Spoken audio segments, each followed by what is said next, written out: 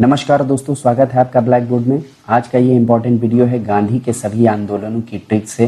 परीक्षाओं में अक्सर ये पूछे जाते हैं और स्टूडेंट इसे छोड़ आते हैं। तो हम आज जो ट्रिक बताएंगे उससे आप मात्र 2 सेकंड के अंदर गांधी से रिलेटेड कोई भी आंदोलन अगर आता है तो आप उसे कराएंगे। ये बहुत ही जोरदार ट्रिक है। तो चलिए देखते हैं। सबसे पहला स्लाइड आपके सामने है। दोस्तों, गांधी जी अफ्रीका गए। गांधी जी अफ्रीका गए कब गए? 1893 में। तो कैसे आप इसे याद कर सकते हैं? तो गांधी जी अफ्रीका गए तो आपको पता होगा कि भारत में गुजरात में गांधी जी जन्मे और यहाँ से अफ्रीका कुछ ऐसे पड़ता है। तो यानी कि समुद्र से गए। कैसे गए? तैर कर गए। तो आप अगर याद रखेंगे कि गांधी जी कैसे गए? तैर कर गए। यानी कि 93 को आप हिंदी में क्या बोलते हैं? 93। तो ये तैर के, इस तरीके से आपको याद हो जाएगा कि गांधी जी तैर के अफ्रीका गए, यानी कि 93 में गए। तो ये एक तरीके से जोरदार ट्रिक है और आप कभी नहीं भूलेंगे। दूसरा देखते हैं हम, गांधी जी का पहला सत्याग्रह। तो दोस्तों, जो गांधी जी का पहला सत्याग्रह है वो 1906 में हुआ। 6 से आप क्या तैयार कर सकते हैं? अच्छा, 6। दोस्तों, 6 को गुजराती में भी 6 यानी कि अच्छा। तो इसे आप याद कर सकते हैं। पहला जो सत्याग्रह रहेगा गांधी जी का वो अच्छा ही रहेगा। तो इस तरीके से आप 6 याद रखें। अच्छा से 6 याद रखें 1906 में। चलिए तीसरा देखते हैं। गांधी जी भारत लौटे। तो भारत लौटे कब? 1915 में। कब लौटे? 1915 में। तो दोस्तों, गांधी जी गए कैसे थे? गए तो थे तैर के, यानी कि 93 में। और लौटे कैसे? पैदल। कैसे लौटे? पैदल। याद रखना ये पैदल। तो गांधी जी लौटे कैसे? पैदल। पैदल यानी 15। पैदल और 15 काफी सिमिलरिटी है दोनों में। यहाँ पे 15 और पैदल बिल्कुल सिमिलरिटी है। 2 शब्द पूरे मिल रहे हैं। तो इस तरीके से आपको ये याद हो जाएगा। चलिए नेक्स्ट देखते हैं दोस्तों। गांधी जी को केसरे हिंद की उपाधि कब मिली? तो ये मिली 1915 में। यानी कि गांधी जी जैसे ही भारत आए उनको केसरे हिंद की उपाधि दे दी गई। तो इसमें कोई ट्रिक नहीं, इसको आपको समझना है। दोस्तों, केसरे हिंद की उपाधि अंग्रेज देते थे, ये ब्रिटिश लोग देते थे। और इनका मुख्य मकसद ये होता था कि जो भी भारत में कोई भी उनका जो शत्रु लग रहा है उसको दे के अपीजमेंट किया जाए ताकि वो अपने पाले में आ जाए। यानी कि ब्रिटिश लोगों के पाले में ब्रिटिश लोग गांधी जी को अपने पाले में लाने के लिए जैसे ही वो आए उनको उन्होंने 1915 में केसरे हिंद की उपाधि दे दी। तो इस तरीके से आपको ये तैयार हो जाएगा। चलिए नेक्स्ट स्लाइड पे चलते हैं। साबरमती आश्रम की स्थापना ये कब की हुई? ये सन 1916 में हुई। तो दोस्तों, ये भी बहुत आसान है। जैसे गांधी जी 1915 में आए, उन्होंने नदी के किनारे अपना आश्रम बना लिया क्योंकि वो आंदोलन करना चाहते थे। तो तुरंत 1 साल बाद ही उन्होंने आश्रम बना लिया 1916 में। अगला देखते हैं दोस्तों, चंपारण सत्याग्रह। तो दोस्तों, चंपारण सत्याग्रह, इसमें नाम आ रहा है सत्याग्रह। तो यहाँ से सत्याग्रह कब? 1917 में। तो 17 और सत्या बिल्कुल मिलता जुलता है। ये गांधी जी का सबसे पहला सत्याग्रह था। तो 17, अगर हम इसे 17 लिखें और सत्या, तो ये दोनों काफी मिलते जुलते हैं। तो इस तरीके से दोस्तों ये भी आपका तैयार हो जाएगा कि गांधी जी का चंपारण सत्याग्रह कब हुआ? सन 1917 में। चलिए नेक्स्ट देखते हैं हम। अहमदाबाद मिल मजदूर आंदोलन, ये गांधी जी ने किया कब? 1918 में। ये आपको कैसे याद होगा? तो बहुत ही सिंपल ट्रिक है दोस्तों। अहमदाबाद मिल मजदूर आंदोलन, यानी कि मिल में जो मजदूर होते हैं उनकी उम्र कितनी होनी चाहिए? कम से कम 18 साल होनी चाहिए। उन्हीं लोगों के लिए आंदोलन किया। तो यानी कि 1918। ये भी तैयार हो गया। चलिए नेक्स्ट देखते हैं दोस्तों। खिलाफत आंदोलन कब किया गांधी जी ने? तो ये किया 1919 में। आपको कैसे याद होगा? बहुत आसान है। 1919 दोनों दोस्तों, खिलाफत हमेशा बराबरी के लोगों के बीच में ही होगी। यानी कि आपस में जो लड़ाई होगी वो हमेशा बराबरी के लोगों के बीच में होगी। तो इसलिए 1919। दोस्तों नेक्स्ट स्लाइड पे चलते हैं, देखते हैं असहयोग आंदोलन।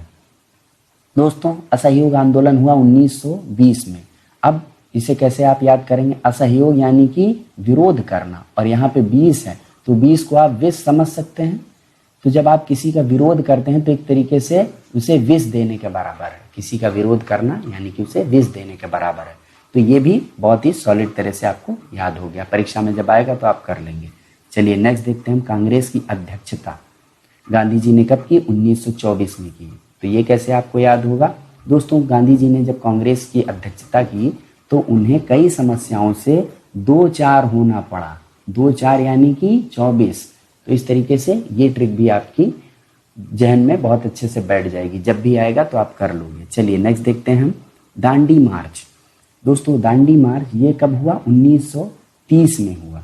दांडी मार्च किस लिए किया गया था गांधी जी द्वारा? ये किया गया था नमक के लिए। कब किया गया? किस चीज के लिए? नमक के लिए।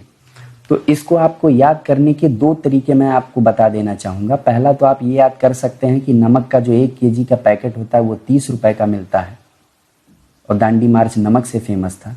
दूसरा तरीका ये है कि मार्च का जो महीना होता है वो 31 का होता है और अगर आप इसमें से 1 हटा दें तो ये 30 हो जाता है। तो 1930 में दांडी मार्च किया था गांधी जी ने। इस तरह से आपको ये तैयार हो गया। इसकी 2 ट्रिक हैं, आपको जो सुविधाजनक लगे आप वो देखें। सविनय अवज्ञा आंदोलन नेक्स्ट है और ये हुआ था 1930 में। अवज्ञा आंदोलन, तो दोस्तों इसको याद करने का तरीका बेहद आसान है। दांडी मार्च के साथ हम इसे जोड़ देंगे क्योंकि जब महात्मा जी ने दांडी मार्च किया तो अंग्रेज उनसे विनय करने लगे। विनय करके उन्होंने रोका। तो ये कब रोकेंगे? 1930 में ही। इस तरीके से दोस्तों ये तैयार हुआ। चलिए नेक्स्ट हम देखते हैं गांधी इरविन समझौता। ये कब हुआ? 1931 में। और इसको याद करने का बहुत ही आसान तरीका है दोस्तों। गांधी और इरविन यानी कि 2 व्यक्तियों की बात हो रही है तो इनके बीच में समझौता क्यों होगा? ताकि एकता आ सके इनके बीच में। इनके बीच में एकता आ सके। एकता यानी 31 दोनों में काफी हद तक सिमिलरिटी है 31। तो इस तरीके से आपको ये तैयार हो जाएगा। चलिए नेक्स्ट देखते हैं द्वितीय गोलमेज सम्मेलन। ये कब हुआ? 1931 में। तो दोस्तों गोलमेज सम्मेलन, जाहिर सी बात है सम्मेलन जब होगा किसी गोलमेज पे तो ये किस लिए होगा? इनके बीच में भी एकता लाने के लिए ही होगा। क्या होगा? एकता लाने के लिए। तो यहां पर भी ये 31 ही होगा। आप इस तरीके से याद कर लेंगे। चलिए नेक्स्ट देखते हैं हम पूना समझौता। ये कब हुआ? ये हुआ सन 1932 में। दोस्तों पूना समझौता को आप ऐसे याद कर सकते हैं कि ये महात्मा गांधी और बाबा साहब अम्बेडकर के बीच में हुआ था। तो इस समझौते के कारण दोनों लोगों काफी खुश हुए। और खुश होता है आदमी तो क्या होता है? उसके दांत दिखते हैं, यानी कि वो खुश हो जाता है तो वो हंसता है, उसके दांत दिखते हैं। कितने? 32 दांत। तो इस तरीके से आपको ये याद हो जाएगा कि पूना समझौता में अम्बेडकर और महात्मा गांधी हंसे तो उनके 32 दांत दिखे। चलिए नेक्स्ट देखते हैं हम हरिजन संघ स्थापना। दोस्तों हरिजन संघ स्थापना महात्मा गांधी जी द्वारा 1932 में की गई थी। और हरिजन यानी कि कौन? यानी कि भगवान के जन, ईश्वर के जन। तो ये 1932। इसे हम कैसे जोड़ेंगे? दोस्तों जो हरि के जन होते हैं वो हमेशा खुश रहते हैं, हमेशा प्रसन्न रहते हैं। और जो प्रसन्न रहेगा उसका क्या होगा? उसके दांत दिखेंगे, 32 दांत। तो इस तरीके से ये भी आपका तैयार हो गया। चलिए ये लास्ट है कि भारत छोड़ो आंदोलन। ये कब हुआ? सन 1942 में। और इसको कैसे हम याद करेंगे? दोस्तों 42 को आप याद कर सकते हैं बया से, बयां करना। तो दोस्तों भारत छोड़ो आंदोलन के द्वारा महात्मा गांधी ने बयां किया था कि जो हमारे देश में बाहरी लोग रह रहे हैं, अंग्रेज रह रहे हैं, ये हमारे देश को छोड़ के चले जाएं। इस तरीके से उन्होंने आंदोलन को आगे बढ़ाया था। तो कह सकते हैं कि भारत छोड़ो आंदोलन में गांधी जी ने ये बयां किया था। तो इस तरीके से 1942 होगा। तो आपको ये सभी ट्रिक कैसी लगी हमें कमेंट करके ज़रूर बताइएगा। और यहाँ पर आपके लिए एक ये प्रश्न है कि महात्मा गांधी जी के राजनीतिक गुरु कौन थे? ये हमें कमेंट में लिख के ज़रूर बताइएगा। दोस्तों आपको ऐसी और भी ट्रिक हमने अपनी प्लेलिस्ट में डाल रखी हैं। आप प्लेलिस्ट में जाके सभी ट्रिक को देखिए और इनसे परीक्षा में अच्छे से अच्छे नंबर पाइए। साथ ही साथ आपको कोई विशेष ट्रिक चाहिए किसी पर्टिकुलर सब्जेक्ट पे तो उसके लिए भी आप हमें कमेंट कर सकते हैं।